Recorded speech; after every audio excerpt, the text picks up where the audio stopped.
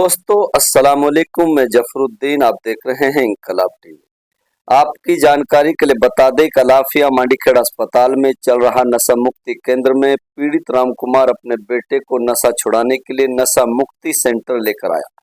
उसको दवाई लेने और पीड़ित तक गया, वहां तक जेब में रखे 20,000 रुपए गायब हो गए।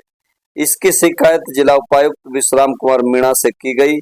जिला उपायुक्त ने डॉक्टर स्टाफ को सीसीटीवी कैमरे में फुटेज चेक कर पता लगाने के आदेश दिए और नजदीकी पुलिस स्टेशन में शिकायत दर्ज कराने के भी आदेश दिए और जिला उपायुक्त कार्यालय में भी शिकायत भेजने की बात कही। प्राप्त जानकारी अनुसार पीड़ित राम कुमार फिरोजपुर झिरका का रहने वाला है। उसका बेटा नशा का आदी बन चुका है, जिसकी जानकारी नशा मुक्ति केंद्र अलाफिया मांडीखेड़ अस्पताल में दी हुई थी। वो चाहते थे कि मेरा बेटा नशा छोड़ दे। नशा मुक्ति केंद्र से फोन आया कि आप अपने बेटे को नशा मुक्ति सेंटर पर ले आओ, दवाइयां आ चुकी हैं। पीड़ित राम कुमार ने बताया कि मैं सीधा दुकान से अपने बेटे को सेंटर ले आया। मेरे पास दुकान के सामान का लगभग 20,000 रुपए थे। बेटे को नशा मुक्ति केंद्र में एडमिट करने के लिए कार्ड बनवाना था। वहां पर जब मैंने 10 रुपए देने के लिए पैसे निकाले तो वहां पर किसी शातिर चोर ने देख लिया। जब मैं अपने बेटे के लिए दवाई लेने ओपीडी पहुंचा तो उसी भीड़ में पैसे गायब हो गए, जिसकी शिकायत 112 नंबर पर दी गई, लेकिन कोई कार्रवाई नहीं हो पाई। दुखी मन से पीड़ित राम कुमार ने कहा, जो मेरे साथ हुआ है वो किसी हमारे दूसरे भाई के साथ ना हो, इसलिए अस्पताल प्रशासन को सभी जगहों पर सीसीटीवी कैमरे लगाकर रखने चाहिए और साथ ही साथ पुलिस चौकी बिठाने की भी बात कही। पीड़ित राम कुमार ने कहा कि अगर अस्पताल के चप्पे चप्पे पर कैमरे होते तो शायद चोर पकड़ा जा सकता था, लेकिन अस्पताल में सीसीटीवी कैमरा का पर्याप्त इंतजाम नहीं है। आखिर में पीड़ित राम कुमार ने कहा कि मैं गरीब परिवार से हूं, प्रशासन मेरी मदद करे ताकि मुझे न्याय मिल सके। देखिए क्या कह रहे हैं पीड़ित राम कुमार। क्या नाम है जी आपका? राम कुमार नाम है जी मेरा। कहाँ के निवासी हैं? फिरोजपुर झिरका का। तो क्या मामला था? सर मैं नशा मुक्ति केंद्र में अपने लड़के को लाया था जी। वहाँ पर 10 बजे करीब तो मैंने पर्ची के लिए पैसे निकाले थे और मैंने उसमें एडमिट करा दिया था बच्चे को नशा मुक्ति केंद्र में। उसके बाद मैं जो है दवाई के लिए नीचे गया था और वहाँ भीड़ लगी हुई थी। मैं वेट कर रहा था, वहीं खड़ा हो गया था भीड़ में जी। थोड़ी देर बाद देखा तो मेरे पैसे गायब थे जी, जेब में पैसे नहीं थे। कितने पैसे थे आपके पास? वो 20,000 करीब थे। मैं उसके नशा छुड़ाने के चक्कर में जल्दी बच्चे को ले आया था। मैं दुकान से सीधा आ गया था। उन्होंने फ़ोन किया था सर ने कि भाई यहाँ दवाई आई हुई है, आप बच्चे को ले आओ। तो इसकी शिकायत आपने दी है?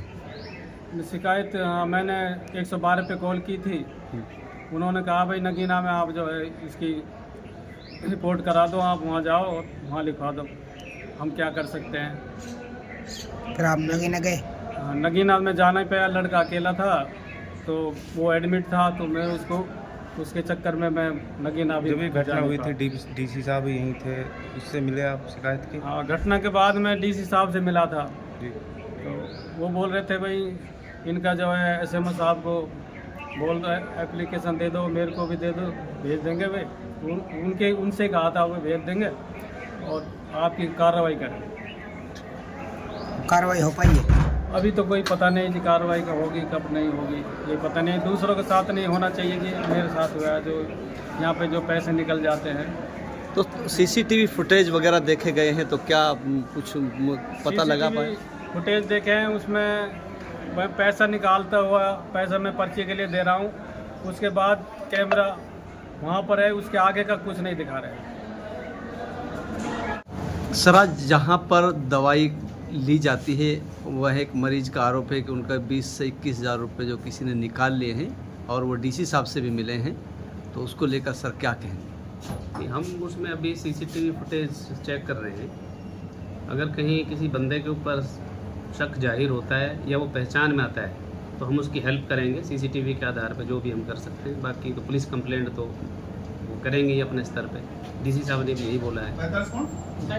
ये कह रहा हूँ सर, यहाँ देखा जा रहा है कि लोग बता रहे हैं कि महिलाएं भी चोरी करती हैं। लोग यहाँ की जो लोग अपने मरीजों को दिखाने के लिए आते हैं और उल्टा उनको ये परेशानी का सामना करना पड़े। जहाँ मुझे ऐसा लगता है कि यहाँ पे एक गैंग है बाकायदा, कुछ मोटरसाइकिल स्पेशलिस्ट हैं जो 1 मिनट में बाइक उड़ा ले जाते हैं, जबकि हमारे पास बाइक स्टैंड हॉस्पिटल में घुसते ही जब आप गेट में एंटर करते हो तो सीधे हाथ की तरफ पूरा बाइक स्टैंड है।